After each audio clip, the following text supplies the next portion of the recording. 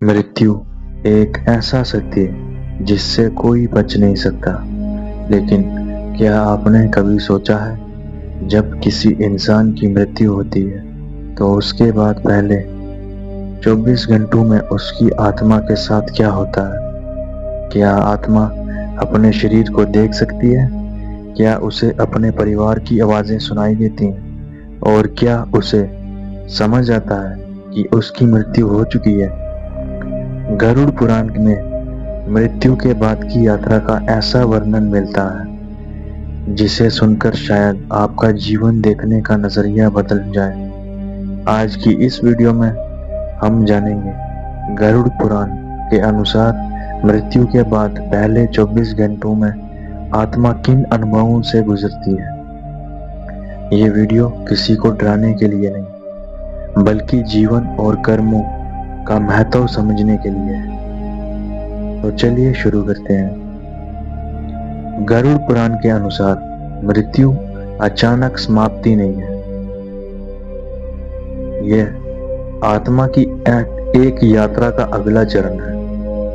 जब किसी व्यक्ति की अंतिम सांसें चल रही होती हैं, तब कहा जाता है कि उसकी चेतना धीरे धीरे शरीर से अलग होने लगती है।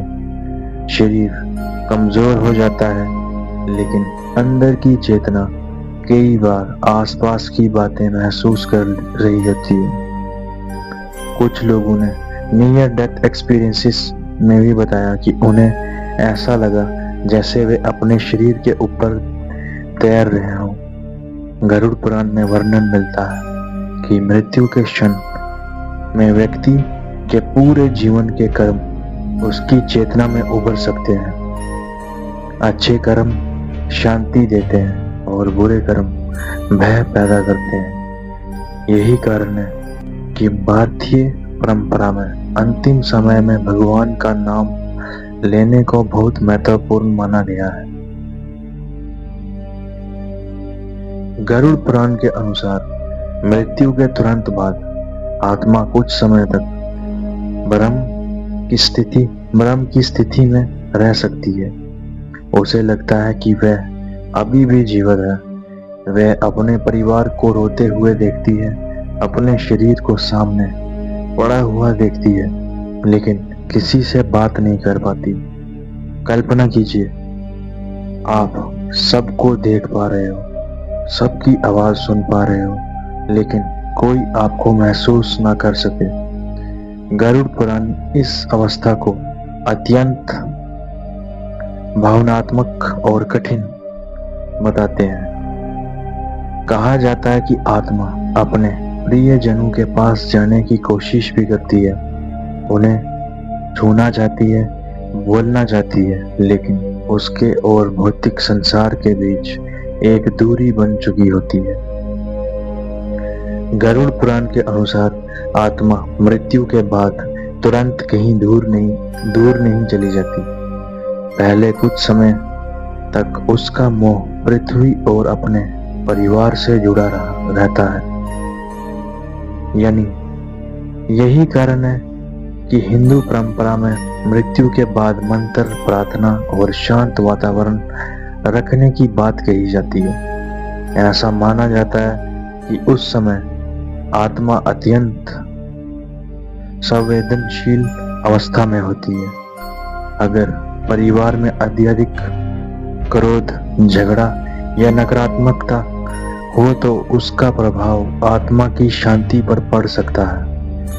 इसलिए पुराने समय में लोग दीपक जलाते थे, भगवान का नाम लेते थे और गरुड़ पुराण का पाठ करवाते थे। गरुड़ पुराण में यमदूतों का भी उल्लेख मिलता है, लेकिन अक्सर फिल्मों और कहानियों में उन्हें केवल डरावना दिखाया जाता है। ग्रंथों में कहा गया है कि यमदूत आत्मा को उसके कर्मों के अनुसार मार्ग दिखाने आते हैं। धार्मिक सत्कर्म करने वाले लोगों के लिए यह अनुभव शांत बताया गया है, जबकि अत्यधिक अधर्म और कुकर्म करने वालों के लिए भयपूर्ण। यहाँ एक बात समझना जरूरी है, गरुड़ पुराण केवल डर की कहानी नहीं सुनाता, वह कर्मों के परिणाम समझाता है। भारतीय परंपरा में मृत्यु के बाद पहले 24 घंटे बहुत महत्वपूर्ण माने गए हैं। इसी समय परिवार प्रार्थना करता है, दीपक जलाता है और आत्मा की शांति के लिए मंत्र उच्चार करता है। कहा जाता है कि आत्मा अभी भी अपने आसपास वातावरण से जुड़ी हो सकती है, इसलिए कई लोग मृत्यु के बाद घर में शांति बनाए रखने की सलाह देते हैं। गरुड़ पुराण बार बार एक बात पर जोर देता है, मनुष्य को जीवन में ऐसे कर्म करने चाहिए कि मृत्यु के समय भय नहीं बल्कि शांति महसूस हो। सोचिए, जिस शरीर के लिए इंसान पूरी जिंदगी दौड़ता है, एक दिन वही शरीर सामने पड़ा रह जाता है और आत्मा केवल देखती रह जाती है।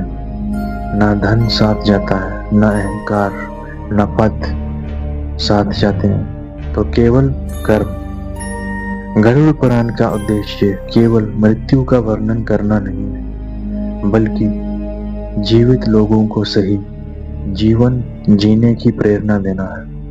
अगर जीवन में दया, सत्य और अच्छे कर्म हो तो मृत्यु भी उतनी भी भयावह नहीं मानी जाती। शायद यही इस ज्ञान का सबसे बड़ा संदेश है। आज की वीडियो में बस इतना ही। मिलता हूँ आपके साथ न्यू वीडियो में एक न्यू टॉपिक के साथ।